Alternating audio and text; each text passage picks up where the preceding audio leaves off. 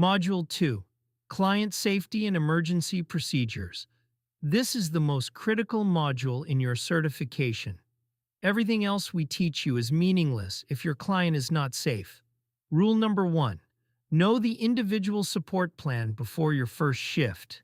Every client has one.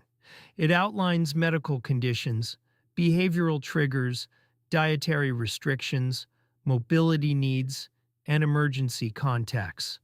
Read it. Memorize the critical parts. If you do not have access to the support plan, do not start the shift until you do. Emergency procedures. If a client has a seizure, do not restrain them. Clear the area of hard objects.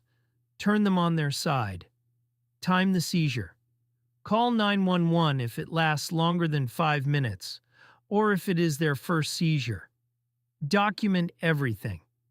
If a client is choking, assess whether they can cough. If they can cough, encourage them to keep coughing. If they cannot cough or breathe, perform abdominal thrusts. For clients in wheelchairs, perform thrusts from behind the wheelchair. Call 911 immediately. Falls. Do not attempt to lift a client who has fallen unless you have been trained in proper body mechanics for that specific client. Assess for injury first. Call for help. Document the fall, the time, the circumstances, and any injuries. Wandering and elopement. Some clients will attempt to leave the home unsupervised. Know which clients have elopement risks before your shift. Secure exits. If a client elopes, call 911 and the family immediately.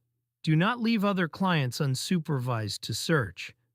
Medication emergencies. You are not licensed to administer medication unless specifically trained under the Incidental Medical Services Protocol. If a client appears to have taken too much medication or the wrong medication, call Poison Control at 1-800-222-2222 and call 911. Fire safety. Know the exits. Know where the fire extinguisher is. Practice the evacuation route in your mind before you need it.